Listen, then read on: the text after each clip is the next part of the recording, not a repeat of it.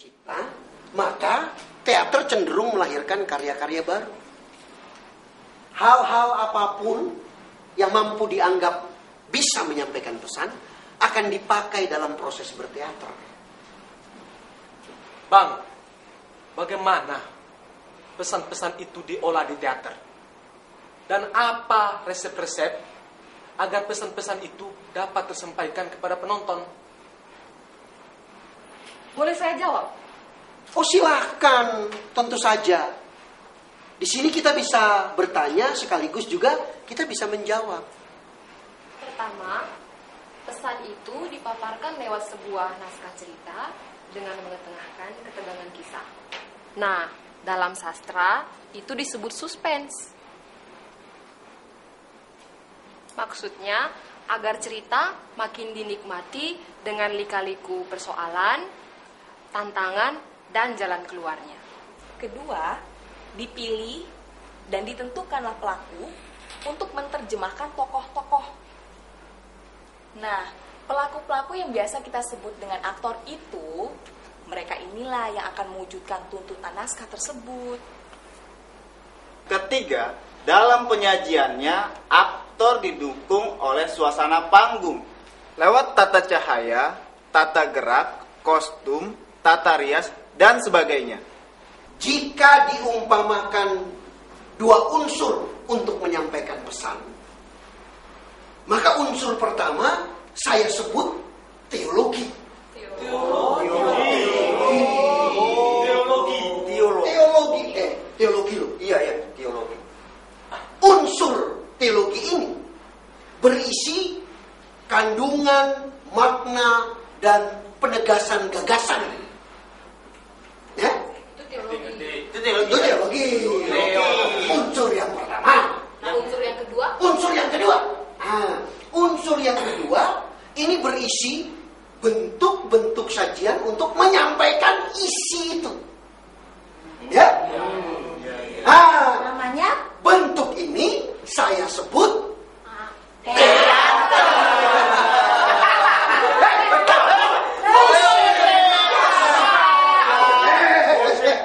Musik loh. Iya. Musik loh ya. Iya, Pak. Iya. Unsur ini saya sebut Teater. musik.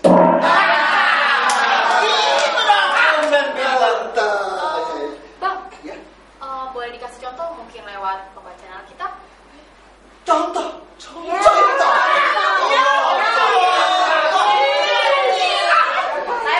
Saya mau kasih contoh. Oh iya. Wah, rame ini. Teman-teman, sekarang saya akan membacakan kitab Yesaya. Yesaya pasal yang pertama, ayat yang ke-10 hingga ayat yang ke-20.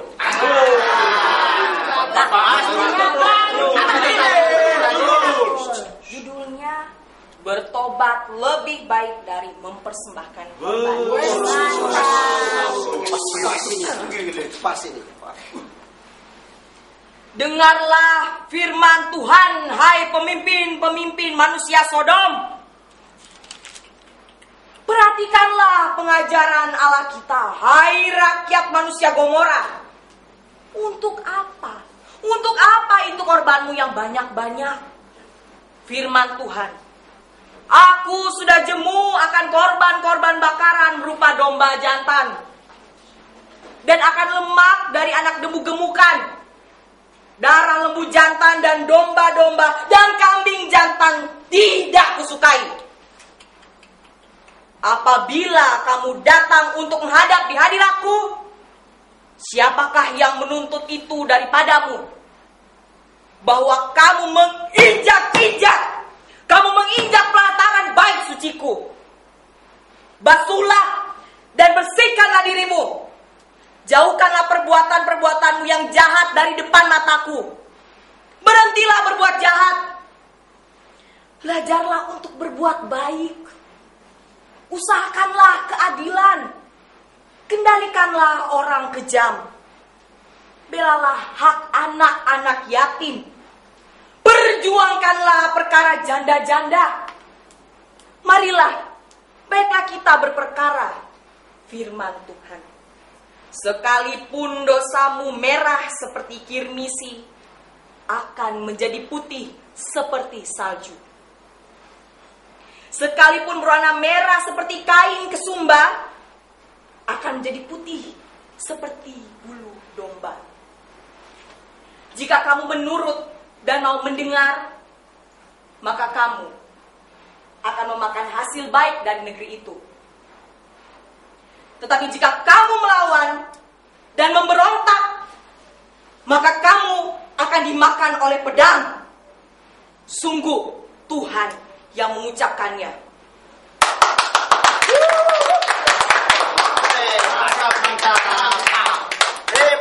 Luar biasa ya.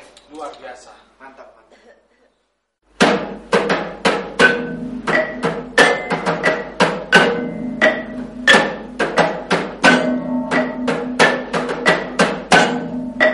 Hai pemalas, pergilah kepada semut, perhatikan lakunya dan jadilah bijak. Biarpun tidak ada pemimpinnya, ia mengumpulkan makanan di musim panas.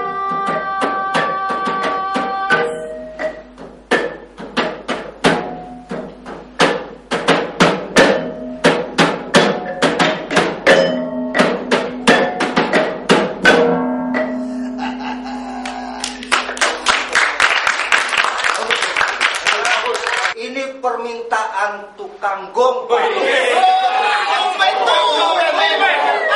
Bagaimana Bapak yang membacakan kitab Injil?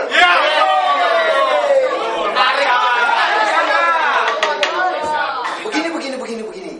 Saya tidak membaca kitab Injil, tapi saya bercerita berdasarkan kitab Injil. Cerita apa sih? Atur aja. Pada satu kali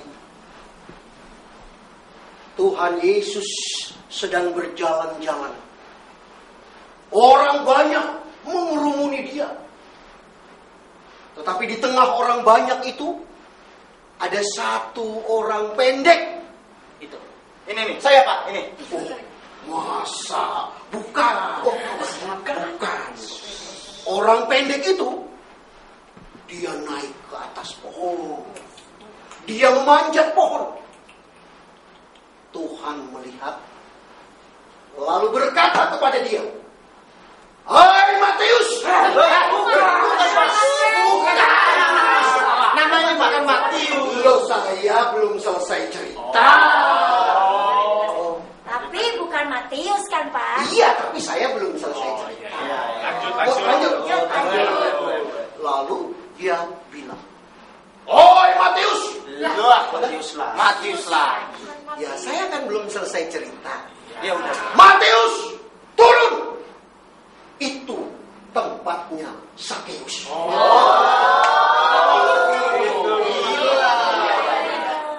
Alkitab pun kalau membacanya dengan baik dan memikat, tak perlu dikotbahkan. Karena orang akan mendengar dan merasakan sesuatu yang luar biasa. Bagus juga ya. Luar biasa. Nah, berikut ini saya mau mengajak saudara-saudara untuk melihat beberapa khotbah teatral saya. Iya, saya akan ajak di beberapa kesempatan. Boleh. Ayo. Oke. Ayo, Awas jatuh. Syuting udah mau habis.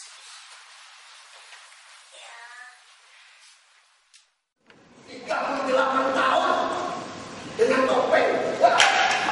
Sombong.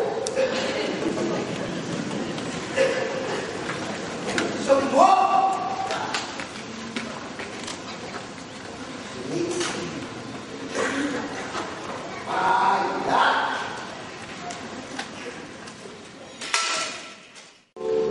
Cara hidupku yang lama masih semuanya sia-sia dan tak berarti lagi. Hidup ini hanya ku letakkan.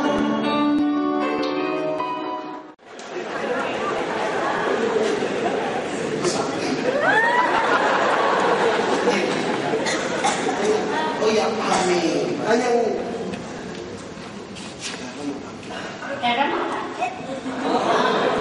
ini selalu tuh yang kotak-kotak gitu. Wes sing mau penjenengan gelem opo kan? Panjenengan apa kaget? Lo ditakoni, ditanya. Panjenengan iso kaget?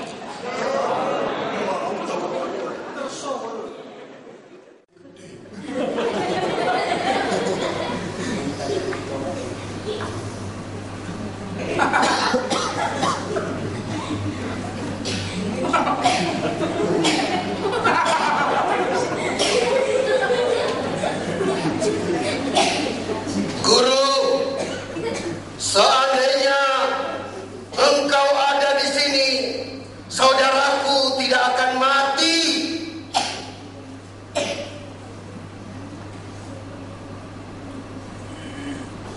Ikatnya susah ya, taruh sini aja. Orang bikin persiapannya nggak lama. Artinya apa?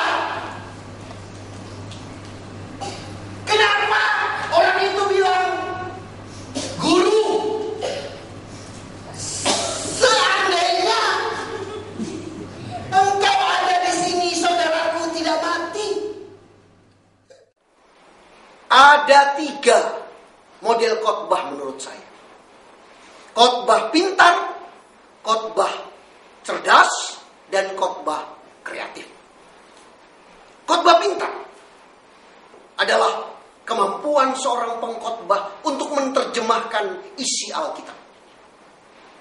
Khotbah cerdas adalah kemampuan sang pengkhotbah untuk menerjemahkan isi Alkitab dan menghubungkannya dengan kondisi saat ini. Tetapi khotbah kreatif adalah kesanggupan si pengkhotbah untuk menerjemahkan isi Alkitab, menghubungkannya dengan kondisi saat ini, dan menangkap arti makna baru dari isi dan kondisi saat ini dan di sini. Khotbah harus bergizi karena ia membawa isi sabda Allah. Tetapi selain bergizi, dia harus menarik agar sabda itu dimengerti dan dirasakan oleh umat yang mendengarnya. Dan yang terakhir, dari bergizi menarik, khotbah harus membawa umat pada pencerahan hingga hidupnya adalah pancaran kata-kata Allah yang kini dan di sini. Seperti lanjutan cerita Yunus yang akan hadir berikut ini. Niniwe berada di timur, sedangkan Tarsis berada di barat. Timur tempat matahari terbit, dan barat tempat matahari terbenam. Yunus diperintah Tuhan menuju terang, tetapi ia lebih memilih menyongsong gelap. Kita lebih memilih lari ke tempat kegelapan daripada menyongsong terang. Padahal tugas kita hanya satu. Dengan perintah lama, berangkat ke Niniwe. Selamat memasuki Niniwe saudara dan Niniwe saya. Tempat pergulatan bagai gelombang yang tak pernah selesai, menghantam tapi tidak pernah mengalahkan. Selamat menembus Niniwe saudara dan saya.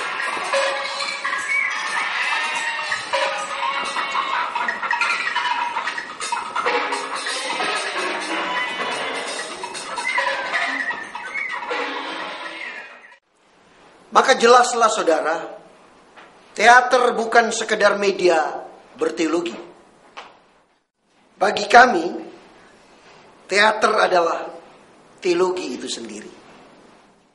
Sebab dalam teater dan teologi hidup satu warisan Tuhan, yaitu imajinasi. Sebab itu, teater dan teologi adalah sepotong lidah Tuhan di dunia ini.